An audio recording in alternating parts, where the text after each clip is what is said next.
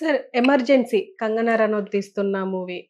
దీనికి ఇంకా censor board certificate ఇవ్వలేదు. హైకోర్టు దీనికి ఖచ్చితంగా మీరొక నిర్ణయానికి రండి అని చెప్పేసి ఒక మాటైతే చెప్పింది. సో, దీని గురించి అంటే ఇంకా అసలు ఈ మూవీ రిలీజ్ అవుతదా? కాదా? అని చెప్పేసి చాలా మంది ఆలోచిస్తున్నారు. మీరేమంటారు? ఆల్రెడీ దీని గురించి అసలు మాట్లాడుకున్నాం.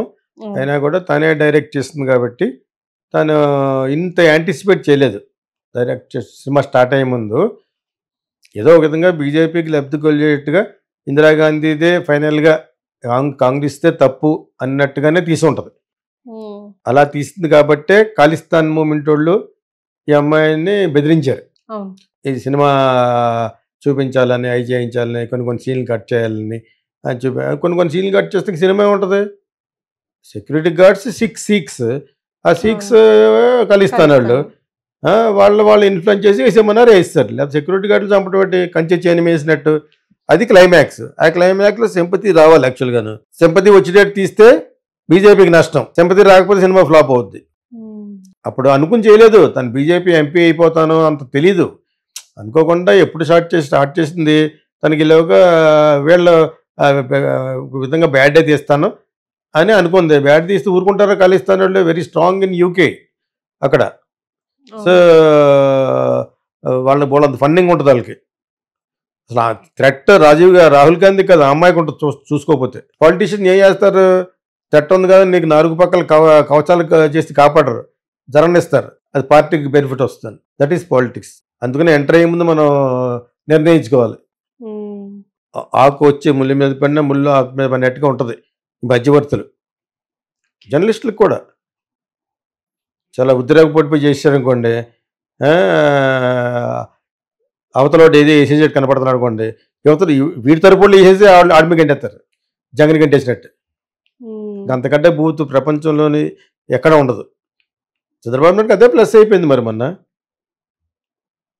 నారాసుర రక్త చరిత్ర అన్నారు కదా, వీళ్ళు చంపేసి వాళ్ళ మీద పెడేస్తున్నాడు చంద్రబాబు నాయుడు మీద.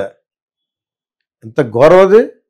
మరి ఆయన ఈయనకి సగం పాళ్ళు దానికి ఓట్లు ఎలా పడినాయి అంటే అది ఆవిడ డాక్టర్ గారు అమ్మాయి సునీత ఎవరు ఉన్నారు కదా పేరు, వాళ్ళందరూ గొడవ పెట్టడం, ఈలోగా ఓన్ సిస్టర్ అపోజిషన్ అవ్వడం, ప్లస్ ఇతని మీద గెంటేయడం అనే ఫ్యాక్ట్ చాలా మందికి అర్థం. అయినా కూడా వాళ్ళ ఏరియాలో అతనే గెలిచాడు.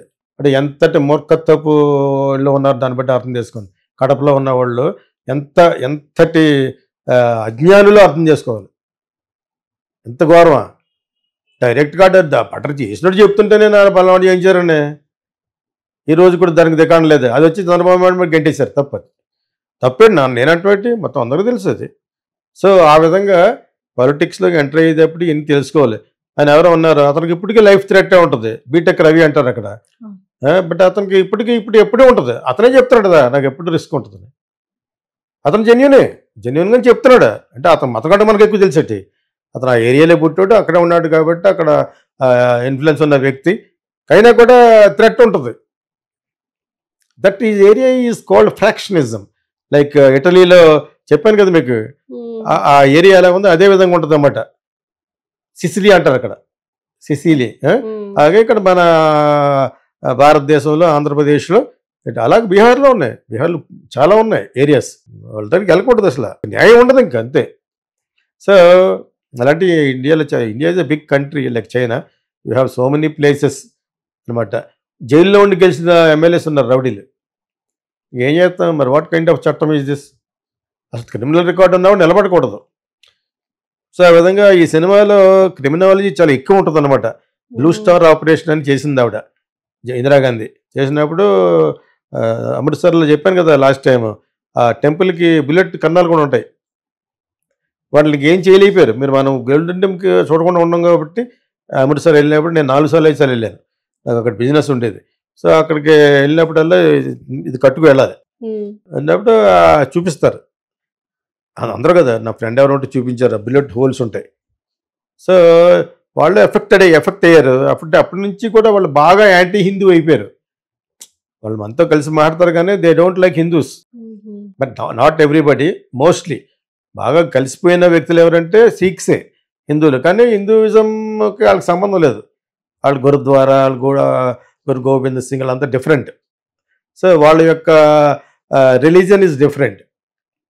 సో అందులో బాగా ఫెనటిక్స్ లాగా ఉండి రిలీజియస్ ఫెనటిజము, వాళ్ళ యొక్క సెపరేట్ స్టేట్, బంగ్లాదేశ్ లాగా పంజాబ్ ఇప్పుడు ఉంది కదా, వాళ్ళకి సెపరేట్ కంట్రీ అవ్వాలని.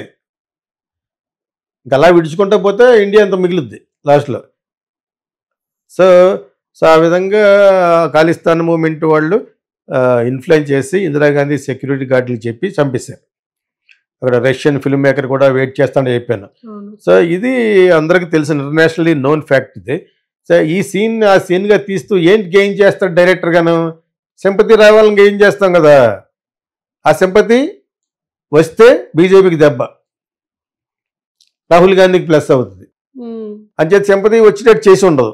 అది ఒక థ్రిల్లర్ లాగా ఇన్ని అన్యాయాలు చేస్తుంది కాబట్టి, ఎమర్జెన్సీలో ఎంతమంది జర్నలిస్టులు చచ్చిపోయారు, ఎంతమంది అదే అయిపోయింది, ఎంత అంచేత ప్రైమ్ మినిస్టర్ని కూడా చూడకుండా చంపేశారని చూపిస్తుంది. అర్థమైనప్పుడు నీకు యాజ్ ఎ ఫిల్మ్ మ్యాన్గా ఎంతకంటే ఎక్కువ చెప్పలేను. దాన్ని సెన్సార్ చేయొద్దని అవతల పక్క నుంచి ఫోర్స్ చేస్తున్నారు. రూలింగ్ పార్టీ ఎవరు? బీజేపీ. చేయమని చెప్పుద్ది.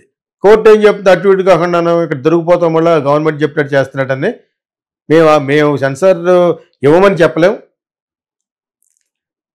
ఇవ్వద్దని చెప్పలేము, ఏదైనా 1 వీక్లో డిసైడ్ చేసుకోండి అని మొన్న వర్డ్కి ఇచ్చింది. ఏంటి సెన్సార్ ఇవ్వదని ఎవరు చెప్తారు? ఖాళిస్తాన్ వాళ్ళు చెప్తారు. ఇవ్వమని ఎవరు చెప్తారు? బీజేపీ వాళ్ళు చెప్తారు. డైరెక్టర్ కంగనా రానవత్ ఏమంటుంది? సెన్సార్ కోసం ఉంటుంది, డబ్బులు ఖర్చు పెట్టిన వాళ్ళు డబ్బులు రావాలని సినిమా రిలీజ్ అవ్వాలి కదా. ఇంకొక పద్ధతి ఏంటంటే నెట్ఫ్లిక్స్ లాంటి దాంట్లో అమ్మేయచ్చు. సెన్సార్ రాకపోయినా అమ్మేయచ్చు అంటే అదేదో ఉంది మరి రూలు, అమ్మేయచ్చు అనుకుంటా. వాళ్ళు ఒకవేళ డేరింగ్ వేస్తా ఉంటే వేస్తారు. లైలా అనే సినిమాని అలాగే చేశారు, LEILA లైలా అని. అదే వాటర్ అని సినిమా తీయడానికి ట్రై చేసింది ఆవిడ డైరెక్టర్, దాన్ని తీనేవ్వలేదు. దాన్ని లైలా అని పుస్తకం రాయించే పుస్తకాన్ని తీసింది ఆవిడ. అదే సిద్ధార్థ కూడా ఉంటాడు. ఇండైరెక్ట్గా బీజేపీ భారతదేశంలో ఎటువంటి అన్యాయం చేయబోతుందనేది చేస్తాడు. RSS అను బీజేపీని తీస్తుంది. అందులో లేడీ తీస్తుంది అని ఎందుకన్నానంటే ఆవిడ fire director, she's a lady, Laila అని తీసింది అనమాట. అదే సినిమాని ఆవిడ వాటర్ అని తీస్తుంటే ఆపేశారు, దాన్ని మళ్ళా తీసింది. ఒక పుస్తకాన్ని ఆధారంగా తీసి అని చెప్పి తీసింది. నెట్ఫ్లిక్స్లో కూడా మరి బ్యాన్ చేసినట్టున్నారు గవర్నమెంట్ అడిగితేనే.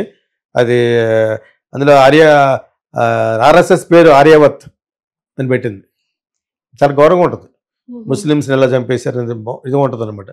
సో ఆ విధంగా ఇందిరాగాంధీది కూడా అన్సెన్సర్డ్ కానీ సెన్సర్డ్ కానీ రిలీజ్ చేసేస్తారేమో. చేస్తే చాలా ఎక్కువ పెట్టుకుంటారు. ఎందుకంటే చాలా మంచి మిస్టరీ, బాగానే ఎత్తుకుంది. అదే ఒకప్పుడు తమిళ్లో ఎవడో నా దగ్గర కెమెరామెన్ చేసాడో ఆడు చేశారు, వాళ్ళందరూ సెలవుమణి వాళ్ళు చేశారు. అది రిలీజ్ అవ్వలేదు. అది కుట్ర పత్రిక అని తమిళ్లో చేశారు. సో అది వచ్చి I think on Rajiv గాంధీయో, I'm not very sure, Indira Gandhi అసాసినేషను ఏదో ఒక అసాసినేషన్ మీద తీశారనమాట. ఇది వచ్చి పక్క ఇందిరాగాంధీ మీదే ఎమర్జెన్సీలో జరిగిన అన్యాయాలు తీసుంటుంది. అది కాంగ్రెస్కి చాలా దెబ్బ. మరి ఫైనల్గా ఎవరిని చంపేస్తారు? ఆ టైంలో ఉన్న ప్రైమ్ మినిస్టర్ చంపేశారు. అది యాక్చువల్గా మంచి కథ ఎత్తుకుందాను నిజంగా, కానీ కరెక్ట్గా తీసుంటే. కాకపోతే ఎవరెవరికి లబ్ధి వస్తుంది అనేది అది మరి ఎలా చేసిందో వాళ్ళకి అనుగుణంగానే చేసి ఉంటుంది. వాళ్ళ మనిషే కదా, 100% మోడీ గారి మనిషి.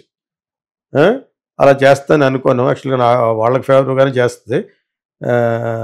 వాళ్ళగా ఫేవర్గా చేస్తేనే అమ్మాయి పార్టీలో నిలబడుద్ది. కాకపోతే ఆవిడకి చాలా థ్రెట్ ఉంటుంది